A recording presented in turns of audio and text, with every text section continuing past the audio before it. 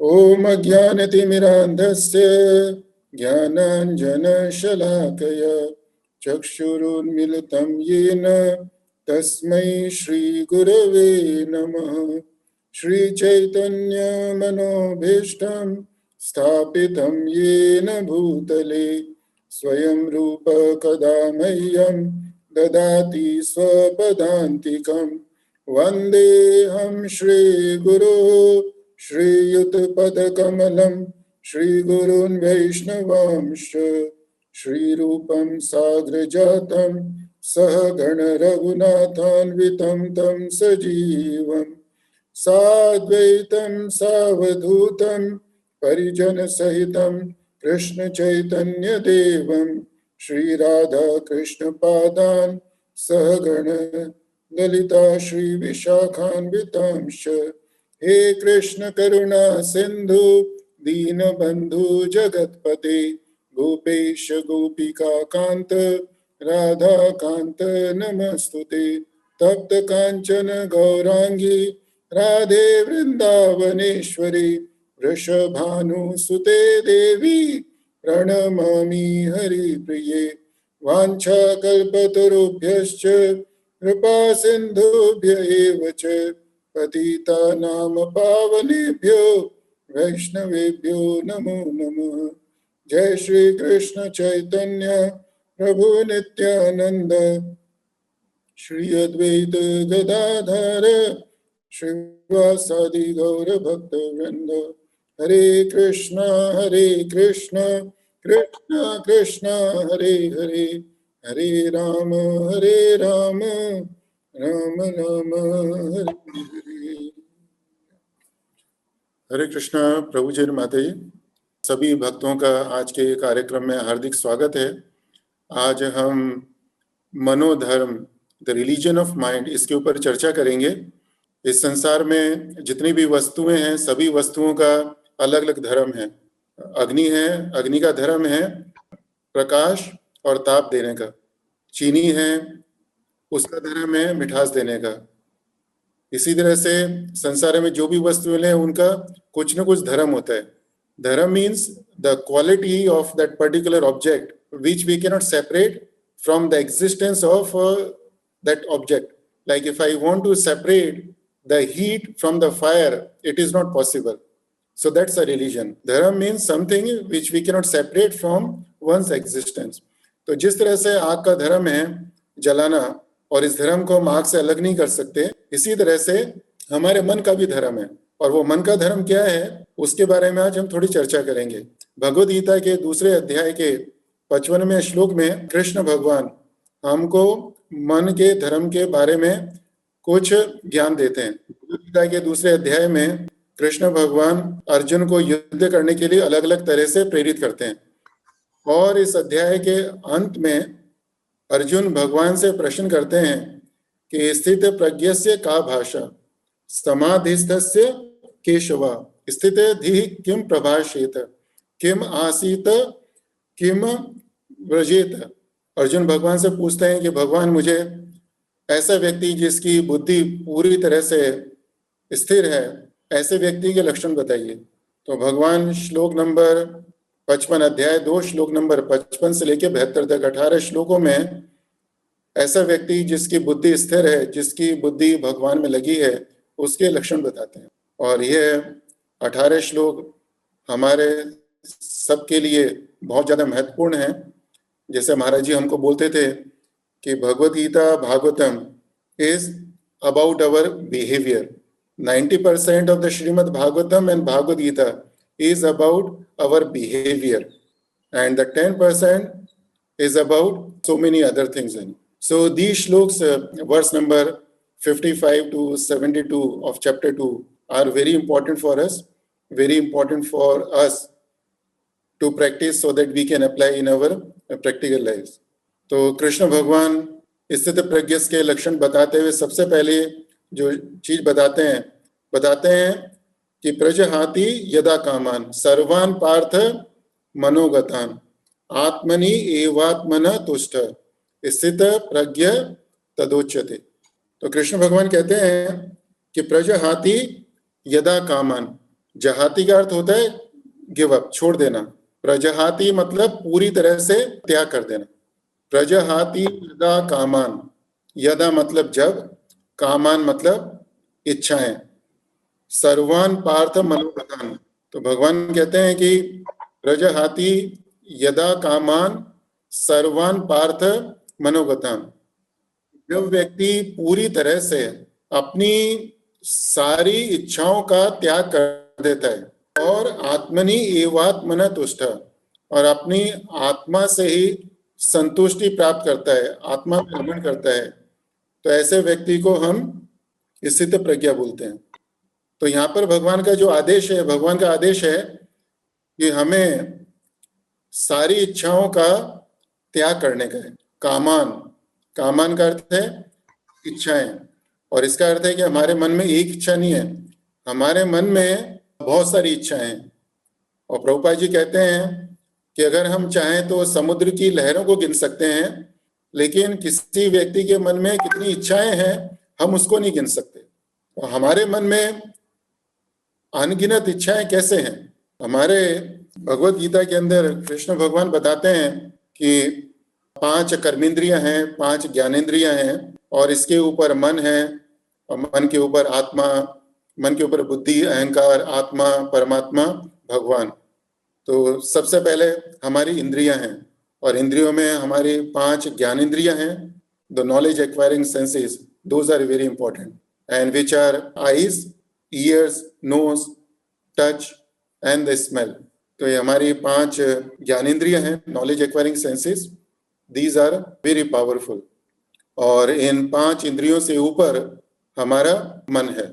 और कृष्ण भगवान यहाँ पर हमको बताते हैं प्रजहाति यदा कामान सर्वान पार्थ मनोगतान, कि स्थित प्रज्ञा कौन है? जो अपने सारी इच्छाओं को त्याग कर देता है। और इच्छाएं कहाँ पर उत्पन्न होती हैं? इच्छाएं मन के अंदर उत्पन्न होती है। मन इज द फैक्ट्री जहां पर हमारी इच्छाएं बनती हैं।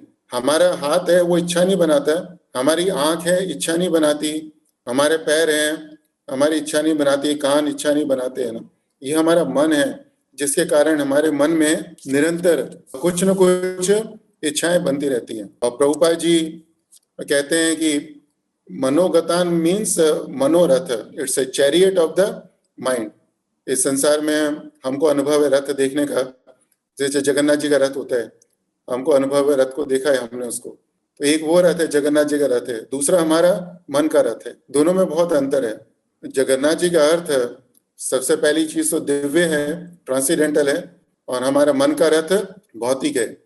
और दूसरी चीज जगन्नाथ जी का रथ, it's a gross which we can see, but मनोरथ the chariot of mind we can not see, very subtle. And this manoratha, the chariot of mind, is very fast. The speed of mind is faster than the electricity, faster than the wind. It's very fast. And another thing, this mind is always moving. ये ऐसा रथ है जो हमेशा चलता रहता है, हमेशा चलता रहता है। और कहाँ चलता है? इच्छा बनाने के लिए। It's always making, it's always creating the desires. In Bhagavad Gita, Srimad Bhagavatam, Shila Prabhupada says that mind has 3 faculties. हमारे मन के 3 विभाग हैं, thinking, willing and feeling. So the thinking faculty of mind has got its own function. So the thinking faculty, और जो मन के सोचने का विभाग है, वह क्या काम करता है? वह विश्लेषण का काम करता है। The thinking faculty will analyze the things. It will interpret the things. It will work to solve the problems है। So विश्लेषण करना, व्याख्या करना, किसी समस्या का समाधान करना, ये जो मन के सोचने का विभाग है, ये उसके काम है। और जो सोचने का विभाग है उसका एक बहुत बड़ा काम है योजना बनाने का। और किस चीज की योजना बनाने का? कि हम भौतिक सुख कैसे प्राप्त करें। And the another faculty of mind is willing. Willing means eager to do something, ready to do something. When I say I am eager to work hard, जब मैं बोलता हूँ कि मैं कठिन परिश्रम करने के लिए बहुत उत्सुक हूँ, कि किसी काम करने के लिए बहुत उत्सुक हूँ, यह विचार कहाँ से उत्पन्न होता है? यह हमारा जो मन का ये मन की इच्छा करने वाला विभाग है, the willing faculty creates the thought that I am ready to eager to do something, and the third faculty of the mind is the feeling कि जो सुख और दुख का अनुभव करवाते हैं।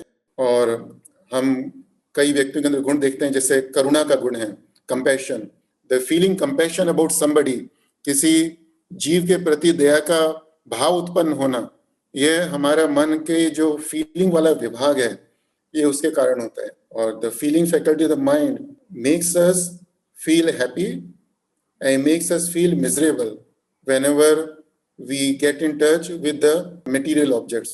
ये मन के कारण हम लोग सुख और दुख का अनुभव करते हैं।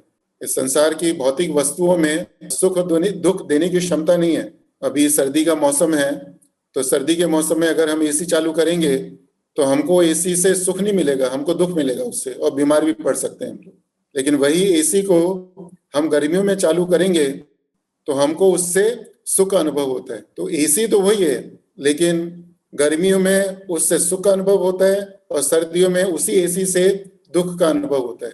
तो ऐसा क्यों होता है? यह हमारे मन के कारण होता है। हमारा मन बोलता है कि अभी हमें इससे सुख मिल रहा है, अभी इससे दुख मिल रहा है, अदरवाइज उस एसी के अंदर हमें सुख या दुख देने की क्षमता नहीं है। और जो क्षमता है भी तो वह बहुत सीमित क्षमता है। और इसी तरह से संसार में जितनी भी वस्तुएं, उन सब के अंदर हमें वास्तविक सुख दुख देने की क्षमता नहीं है।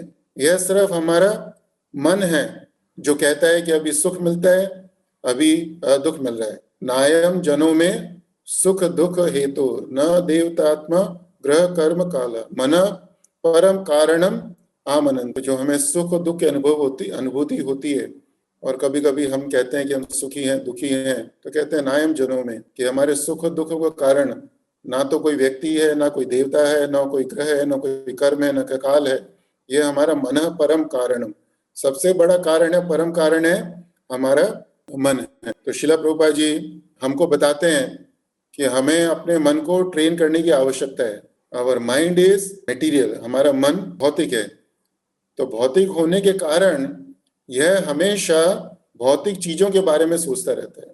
श्रीमद् भागवतम के पहले स्कंद के 5वें अध्याय में और 34वें श्लोक में नारद मुनि हमें मन का स्वभाव बताते हैं।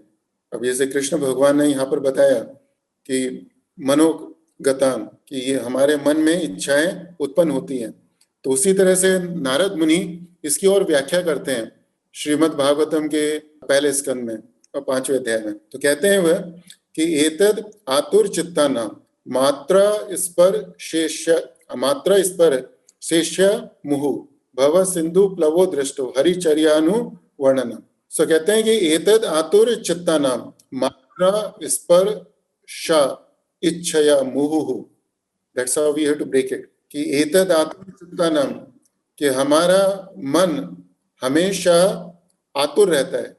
आतुर का अर्थ है full of anxiety. Our mind is always full of anxieties. And what is the anxiety? मात्रा, स्पर्श, मात्रा का अर्थ है विषय और स्पर्श का अर्थ है इंद्रिय। हमारी आंखें ये इंद्रियां हैं, तो इंद्रियों का विषय है। इंद्रियों का विषय क्या है? ऐसी व्यक्ति जिसका कोई रूप हो, जिस चीज को हम देख सकते हैं। The things which have the forms are the objects of sense enjoyment for my eyes. तो अगर हम सोचें तो हमें एहसास होगा कि संसार के अंदर अनगिनत वस्तुएं हैं जिनके रूप हैं ना। So all those unlimited things are the objects of enjoyment for my eyes. My eyes wants to see many of those unlimited things. Similarly, the object of enjoyment for my ear is something which produces the sound. तो इस संसार के अंदर अनगिनत वस्तुएं हैं जिनसे ध्वनि निकलती है, तो वह सब वस्तुएं मेरे कान के विषय भोग हैं। इसी तरह से संसार के अंदर अनगिनत वस्तुएं हैं जो हम खा सकते हैं, तो वह सब वस्तुएं हमारी जीवा का भोग है। तो इस तरह से अगर हम इसके ऊपर विचार करें तो हमें एहसास होगा कि संसार के अंदर अनगिनत वस्तुएं हैं जिनके रूप हैं, जिनको हमारी आंखें देखना चाहती हैं। अनगिनत वस्तुएं हैं जिनसे ध्वनि निकलती है, हमारे कान उन ध्वनि को सुनना चाहते हैं। अनगिनत वस्तुएं हैं जो छूने में हमको सुख अनुभव देती है, हमारी त्वचा उनको छूना चाहती है। अनगिनत वस्तुएं जिनको हम खा सकते हैं, हमारी जीवा उनको खाना चाहती है। तो हमारा मन क्या करता है? The role of our mind is to connect our senses with the sense objects. हमारे मन का काम क्या है? वह हमेशा प्रयास करता है कि हमारी जो इंद्रिय है वह किसी तरह से उसका जो भोग है, विषय का भोग है, उससे जुड़ जाए। हमारी आंख को जो भौतिक वस्तुएं हैं, भौतिक वस्तुओं का रूप है, उसको दिखाना चाहता है। कानों को भौतिक ध्वनि सुनाना चाहता है। जीवा को भौतिक वस्तुओं का स्वाद देना चाहता है। और संसार में जितनी भोग की वस्तुएं हैं उतनी हमारी इच्छाएं भी हैं। तो हमारा मन हमेशा इंद्रियों को उसके विषय भोग से जोड़ना चाहता है, उसको भोगना चाहता है। और इसीलिए कहते हैं कि एतद आतुर चित्तानाम, इसलिए हमारा मन हमेशा आतुर रहता है। इट्स फुल ऑफ एंजाइटीज है। अगर कभी हमको लगे कि हमारा मन शांत नहीं है और it's full of the anxieties, that means our mind is full of the material desires. How our mind rides on the mental chariot, हमारा मन किस तरह से मनोरथ के ऊपर चढ़कर इच्छाएं बनाता है, इसके बारे में कृष्ण भगवान बहुत सुंदर रूप से हमको भगवद गीता के 16वें अध्याय के श्लोक नंबर 13 से 15 तक 3 श्लोकों में कृष्ण भगवान मनोरथ के बारे में बताते हैं। और कृष्ण भगवान कहते हैं, इदम मध्य मया लब्धम इमं प्राप्स्ये मनोरथम इदम अस्तीदमपि मे भविष्यति पुनर्धनम असौ मया हतः शत्रुर हनिष्ये चापरानपि ईश्वरो अहम अहम भोगी सिद्धोहम बलवान सुखी आढयो अभिजनवानस्मि कोऽन्योऽस्ति सदृशो मया यक्ष्ये दास्यामि मोदिष्य इति अज्ञान विमोहितः। The demonic person thinks, so much wealth do I have today and I will gain more according to my schemes. So much is mine now and it will increase in the future more and more. Idam madhya maya labdham imam prapse manoratham. Manoratham, mental chariot. तो जो व्यक्ति अपने मन के रथ पे सवार है वह क्या करता है? सबसे पहले वह धन के बारे में सोचता है। उसका मन हमेशा कहाँ रहता है? यह सोचने में कि आज मेरे पास इतना धन है और मेरे पास ये योजना है, इस योजनाओं के द्वारा मैं और धन कमाऊंगा और इतना धन अभी मेरा है और आने वाले समय में यह धन बढ़कर इतना हो जाएगा, फिर उसके बाद बढ़कर और इतना हो जाएगा। यह इस तरह से सोचता रहता है। और हम सबका अनुभव है, अगर हम अपना अनुभव देखें तो हमारे मन में भी ज्यादातर समय इसी तरह का विचार आता है। सबसे पहले जो हमारी योजना होती है वह धन के बारे में होती है। Our mind is always busy in making the plans to earn more and more, and then the mind thinks he is my enemy and I have killed him and my other enemies will also be killed. He is my enemy and I have killed him and my other enemies will also be killed. तो जो व्यक्ति मन के रथ पे सवार है उसका एक गुण और भी बताते हैं भगवान कि उसको लगता है कि उसके आसपास बहुत सारे शत्रु हैं और वह अपनी योजनाओं से उन शत्रुओं को मारेगा। और इस कृष्ण भगवान ने जो बोला है, जो मन का एक गुण है, इसका सबसे सुंदर उदाहरण कंसा है। भागवतम के 10वें स्कंद के 36वें अध्याय के श्लोक नंबर 31 से 40 तक सुखदेव गोस्वामी कंस के बारे में बताते हैं कि जब कंस को मालूम पड़ा कि कृष्ण बलराम अभी जीवित है और वह उनका काल है, तो कंस तुरंत अक्रूर को बुलाता है और अक्रूर को अपने योजना बनाता है और योजना बताते हैं कि तुम तुरंत शीघ्र वृंदावन जाओ और वहां से तुम कृष्ण बलराम को लेके आने का और उनको बोलना है कि एक बहुत बड़ी कुश्ती का उत्सव है, उसके लिए तुमको आमंत्रित किया गया है और तुम कुश्ती के मैदान में लेके आओगे। बाहर कुवले पीठ खड़ा होगा, वह बहुत ही शक्तिशाली हाथी है, वह उनको पैरों से कुचल देगा। अगर वह नहीं कुचल पाया तो अंदर चानूर और मुष्टिका, दो बहुत शक्तिशाली पहलवान हैं, वो कृष्ण बलराम को मार देंगे, उसके बाद में मैं कृष्ण बलराम के पिता वसुदेव को मार दूंगा, उसके बाद में मैं अपने पिता वसुदेव को मारूंगा, उसके बाद में वसुदेव के भाई देवक को मारूंगा, और जो भी राजा देवी देवताओं का समर्थन करते हैं मैं उन सबको मार दूंगा। तो इस तरह से जो व्यक्ति मन के रथ पे सवार होता है, जो आसुरी प्रवृत्ति का व्यक्ति है, इस तरह से अपनी योजनाएं बनाता रहता है। और then he thinks that I am the lord of everything, I am the enjoyer, I am perfect, powerful and happy, I am the richest man surrounded by aristocratic relatives. There is none so powerful and happy as I am. I shall perform sacrifices, I shall give some charity, and thus I shall rejoice. In this way, such persons are deluded by ignorance. तो कृष्ण भगवान इन 3 श्लोकों में हमको समझाते हैं कि जो मन के रथ पे सवार व्यक्ति है वह किस तरह से सोचता है। और हमने अभी आपको बताया कि हमारे मन में जितने विचार हैं, जितनी इच्छाएं हैं, उन सब के कारण हमारे मन में हमेशा उत्तेजना रहती है। Mind is always full of the anxieties. Anxieties of what? उत्तेजना किस चीज की? The mind always wants to have the contact of the senses with the sense objects. Our mind always tries to connect the senses with the sense objects.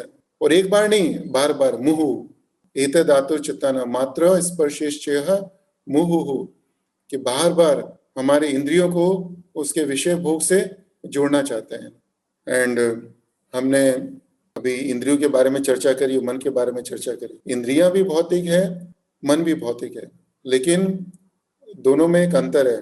पहला अंतर तो हम सब जानते हैं कि इंद्रियों को हम देख सकते हैं, कुछ इंद्रियों को देख सकते हैं, कुछ को नहीं देख सकते, लेकिन मन को हम किसी भी तरह से नहीं देख सकते। The mind is very subtle, we can not see the mind. And another big difference between the senses and the mind is that our senses get tired after working for some time.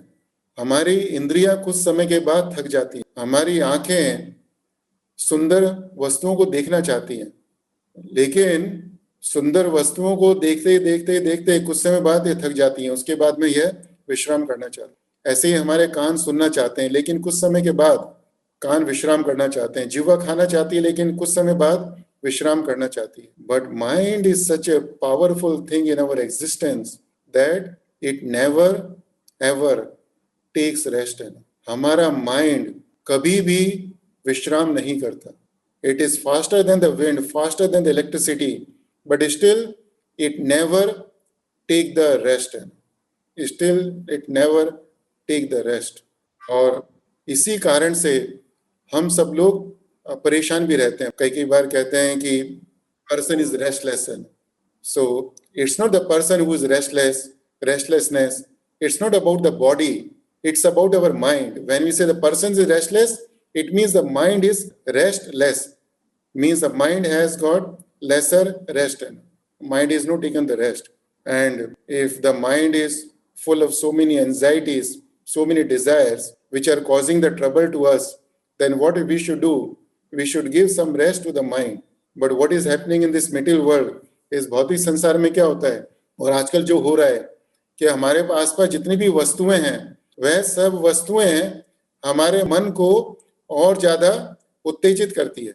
The things around us causes more anxiety in our mind. And the worst thing in the modern world is the mobile and the social media. As it is, our mind is full of unlimited desires, unlimited plans for sense enjoyment. And the creation of mobile and the social media has made the mind more restless. And we have the example, some people are so addicted to the use of mobile and the social media that they are not busy, they are not at work, they are simply sitting, maybe chanting the rounds, but still the mind says, okay, why didn't you check the mobile? Why didn't you check the mobile? Maybe there is some important message for you, maybe there is something important for you. And even while chanting or during the chanting, the mind will keep taking us again and again to the mobile. And that's the reason we are not happy. That's the reason we are not happy. And it's because of the mind we take the birth again and again, again and again, in different species of life. In the Srimad Bhagavatam, 4th canto, chapter number 29 and verse number 63 to 77, Narad Muni is speaking to the king Prachin Barhi. और इन 14 श्लोकों में नारद मुनि प्राचीन बरही को मन के विषय में बहुत सुंदर सुंदर बातें बताते हैं. That itself is a matter of a discussion for at least an hour. तो उस समय नारद मुनि राजा को बताते हैं कि हम सपने में कई बार ऐसी चीजें देखते हैं कि जो चीजें हमने ना तो इस जन्म में देखी हैं और सुनी हैं, फिर भी हम ऐसी चीजों को देखते हैं. तो ऐसा क्यों होता है? कई बार हम बोलते हैं ना कि I saw something in the dream because in the day time I was thinking about that object, I was thinking about that person. कि मैं दिन में उस व्यक्ति के बारे में सोच रहा था, उस चीज के बारे में सोच रहा था, उसके बारे में सुना, तो इस कारण से मैंने उसके बारे में सपना देखा. लेकिन कई बार हम ऐसी चीजों को सपने में देखते हैं जिसके बारे में ना तो कभी हमने इस जन्म में सुना, ना उनको कभी हमने देखा, फिर भी हम सपने में उन चीजों को देखते हैं. तो ऐसा क्यों होता है? मुनि राजा को बताते हैं कि just take it from me, कि जो मैं बोलता हूं उसके ऊपर विश्वास करो. कि ऐसा क्यों होता है? ऐसा इसलिए होता है क्योंकि हमने पूर्व जन्म के अंदर उस चीज को अनुभव किया है. अगर हम इस जन्म में देखते हैं कि हम एक प्लेन चला रहे हैं और हम पायलट नहीं है, तो प्रभुपाद जी तात्पर्य में बताते हैं कि इसका अर्थ है कि हम पहले जन्म में पायलट थे, हमने विमान चलाया था और हमारे अंदर इच्छा है, इसीलिए हमारे मन के अंदर वह इच्छा आती है और वह स्वप्न में हमको दिखती है.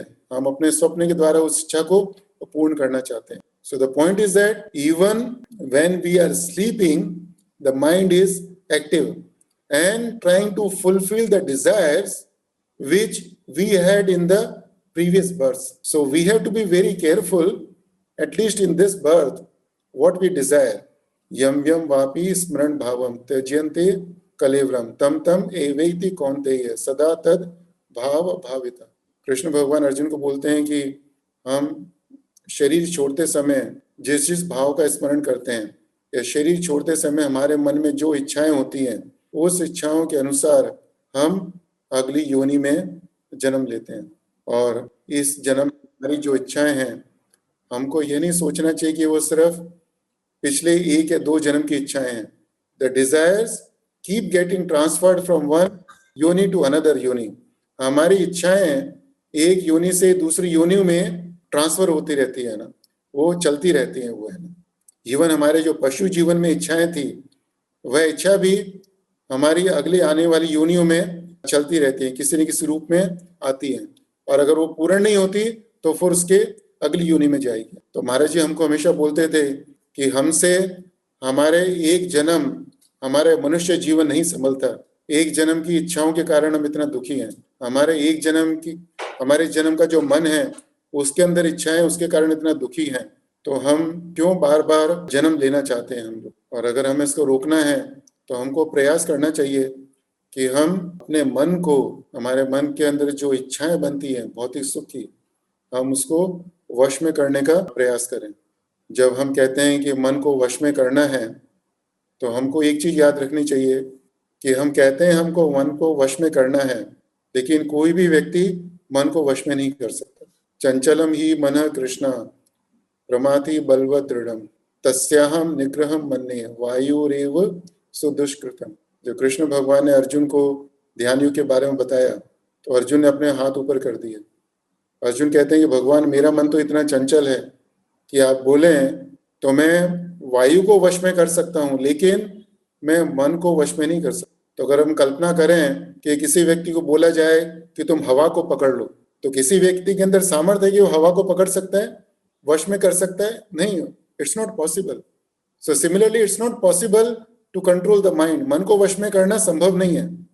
तो भगवान भी बोलते हैं असंशयम महाभावो मनो दुर्निग्रहम चंचलम. भगवान भी कहते हैं कि असंशयम, कि there is no doubt about it, कि मनो दुर्निग्रहम, माइंड इज वेरी स्टबर्न, है ना, ये चंचल है. लेकिन अभ्यासेन तु कौन्तेय वैराग्येन च गृह्यते, कि अगर तू अभ्यास करेगा और वैराग्य, detach, through practice and detachment we can control the mind. And what is the meaning of practice and detachment? When we say practice, it means we have to practice engaging the three faculties of our mind, engaging the thinking faculty of the mind in Krishna service, engaging the willing faculty of the mind in Krishna service, engaging the feeling faculty of the mind in Krishna service. And how to engage the thinking faculty of the mind in Krishna service, we have to learn from the devotees. जो भगवान के भक्त हैं उनसे हमको मालूम पड़ेगा कि हम किस तरह से जो हमारा मन है, मन के जो सोचने की शक्ति है, उसको कृष्णा की सेवा में लगा सकते हैं. हमने आपको बताया कि जो सोचने का विभाग है वह क्या करता है. It makes the plans for sense enjoyment. The thinking faculty makes us to analyze the things, makes us to interpret the things. And Srila Prabhupada, if you look at the example of Srila Prabhupada is the best example in the Kali Yuga who engaged his thinking faculty in fully Krishna service. Through the thinking faculty of the mind, he was always busy in making the plans how to spread the Krishna consciousness. Through the thinking faculty of the mind, he was analyzing the verses and writing the purports. The purports given by the Srila Prabhupada is coming from the thinking faculty of the mind, and it shows how did he engage his thinking faculty of the mind in serving Krishna. Srila Prabhupada engaged the willing faculty of the mind. Willing means eagerness to do something. Srila Prabhupada was so much eager to spread Krishna consciousness that even at the age of 69, he decided to travel to USA.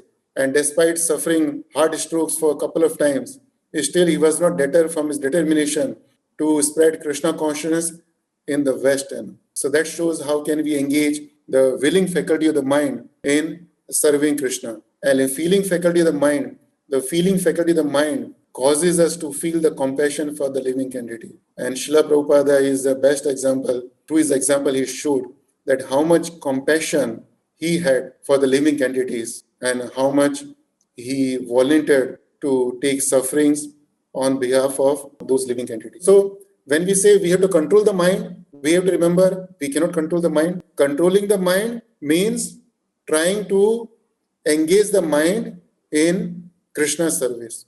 Controlling the mind means trying to engage the mind in Krishna's service.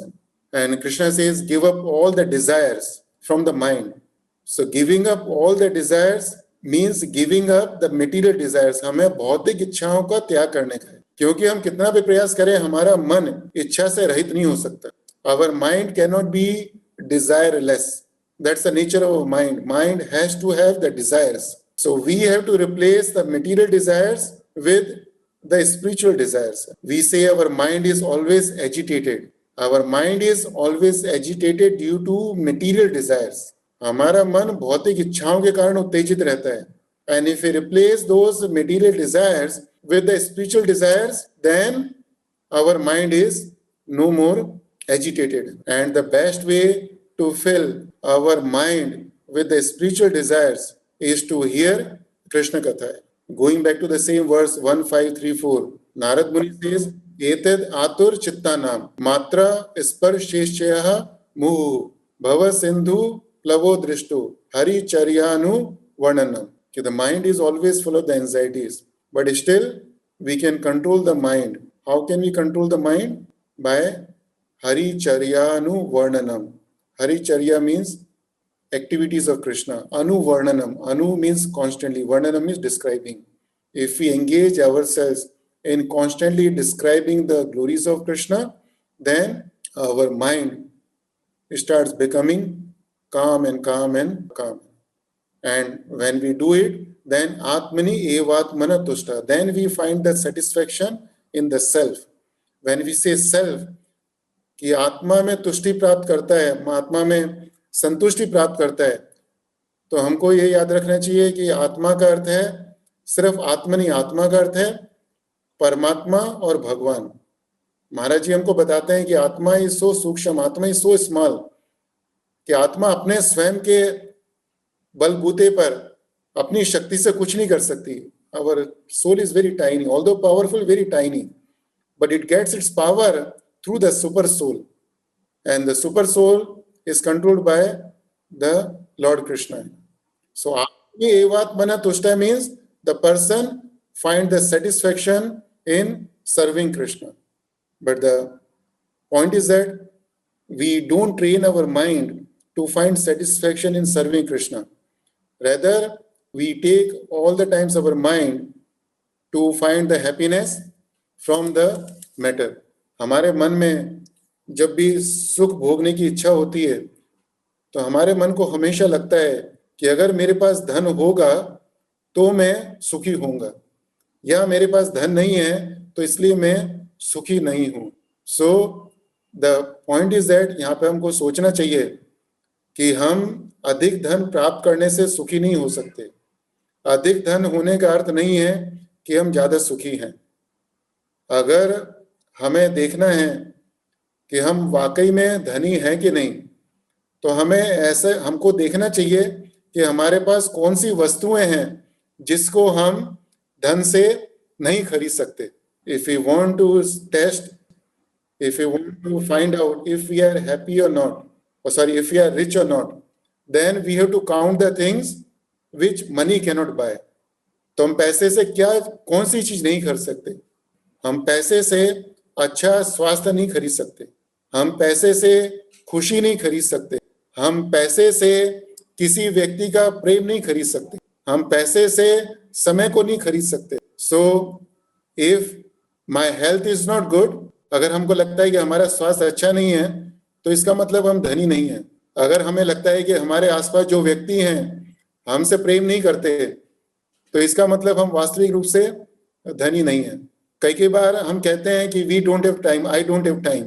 हम बहुत बार बोलते हैं, दिन में कम से कम 100 बार बोलते हैं कि हमारे पास समय नहीं है, समय नहीं है, समय नहीं है.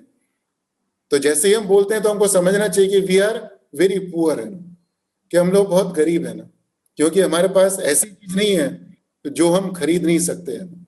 तो जब हम मन को इस तरह से समझाएंगे तब हमारा मन धीरे धीरे शांत होगा और कृष्णा की भक्ति में ज्यादा से ज्यादा लगे. तो प्रभु जी, माता जी, हम इस श्लोक के ऊपर और भी चर्चा कर सकते हैं, लेकिन अभी समय का अभाव है तो हम कथा को यहीं पर विराम देंगे. और किसी भक्त को कुछ प्रश्न है, संदेह है, जिज्ञासा है तो उसको पूछ सकते हैं. हरे कृष्णा. हरे कृष्णा प्रभु, धन्यवाद प्रणाम. हरे कृष्णा, धन्यवाद प्रभु. हरे कृष्णा प्रभु. हरे कृष्णा. मेरा एक क्वेश्चन है प्रभु, Yes, कि जैसे आपने मोबाइल वगैरह चीजों के लिए बताया आपने, सोशल मीडिया, तो कभी कभी कुछ भक्त लोग भी आर्ग्यूमेंट करते हैं कि हम तो कृष्ण की सेवा में इसका उपयोग कर रहे हैं, इससे किसी की बहुत सारी कृष्ण की सेवाएं होती जाती हैं, तो ये डिवाइस जो है वो तो बहुत ही लाभकारी है. या तो मैं कुछ सेवा कर रहा हूँ और साथ में मोबाइल है, या चैंटिंग कर रहा हूँ साथ में मोबाइल है, तो आर्ग्यूमेंट दे सकता है वक्त कि मैं तो श्लोक पढ़ रहा हूँ या मेरा चैंटिंग अच्छा रहे इसलिए इंस्पिरेशनल सभी देख रहा हूँ या तो पढ़ रहा हूँ. ऐसी प्रकार की चीजें जब आती हैं सामने तो उसको कैसे सही तरीके से अवॉइड किया जाए, उनको समझाया जाए, खुद के लिए समझाया जाए. तो जो हमारे मन में इस तरह का विचार आता है तो ये विचार भी हमारे मन की शैतानी है. वो अगर हम विचार करें, अगर हमारे मन को बोलें कि तुम प्रभुपाद जी के बारे में सोचो, जब प्रभुपाद जी थे तो उस समय मोबाइल था, उस समय सोशल मीडिया था नहीं था. तो लेकिन प्रभुपाद जी ने बिना मोबाइल के, बिना सोशल मीडिया के जो कुछ किया, जितना प्रचार किया, वह पूरा इस्कॉन का समाज मिलके भी नहीं कर सकता. ना अभी कर सकता है, ना आगे भी कर पाएगा. ना प्रभुपाद जी से पहले जाएं, भक्ति सिद्धांत सरस्वती ठाकुर को देखें, हमारे भक्ति विनोद ठाकुर को देखें, रूप गोस्वामी, सनातन गोस्वामी को देखें. उन्होंने जितना किया, जितने कृष्ण भावना भावित थे, उस समय क्या मोबाइल था? उस समय सोशल मीडिया था? नहीं था. प्रभुपाद जी ने कितने भक्तों के साथ कम्युनिकेट किया है ना, ऐसे समय पर जहां पर ना तो ईमेल थी ना कोई सोशल मीडिया था. फिर भी जितने खत प्रभुपाद जी ने लिखे उतने खत इस्कॉन में मेरे हिसाब से किसी भी भक्त ने नहीं लिखे होंगे ना, और उतने मैसेजेस भी नहीं दिए होंगे सोशल मीडिया में कि दूसरों को, सोशल मीडिया होते हुए भी है. तो यह सब प्रभु जी हमारे मन की शैतानी है, और हमारा मन है जो सोशल मीडिया के बिना रह नहीं सकता. इसलिए हमारे मन इस तरह के तर्क और वितर्क देता है ना. और जहां तक मेरा सवाल है प्रभु, मैं मोबाइल को बहुत कम यूज करता हूं, इवन भागवतम भगवत गीता के लिए है ना. और जहां तक संभव होता है हमेशा मेरे पास बुक रहती है। अभी भी जो मैंने श्लोक पढ़ा है ये बुक से पढ़ा। अगर आप श्लोक को स्क्रीन में दिखाएंगे तो भी इसको स्क्रीन में नहीं देखूंगा मैं उसको बुक में ही देखूंगा मैं, क्योंकि जितनी शक्ति, जो शक्ति इन भगवद गीता की जो प्रभुपाद जी ने बुक्स दिए हैं और जो शास्त्रों में है, उतनी शक्ति ये किसी भी मोबाइल के अंदर नहीं है, किसी भी सोशल मीडिया में नहीं है ना। हम हमेशा इस बुक को हम ऐसे माथे से लगाते हैं ना, श्रीमद् भागवतम की आरती उतारते हैं, राइट। तो पहले भी होता था, अभी भी होता है, आगे भी होएगा। और यही बुक, यही भागवतम हमारे मोबाइल में भी है। लेकिन कभी भी ऐसा नहीं होगा कि मोबाइल को ऑल्टर में रखेंगे और उसकी आरती उतारेंगे, उसको प्रणाम करेंगे, उसको सिर पे लेके जाएंगे, बिकॉज उसके अंदर इतनी पोटेंसी नहीं है। So that's how I understand प्रभु। हरे कृष्ण। थैंक यू प्रभु, वेरी नाइस।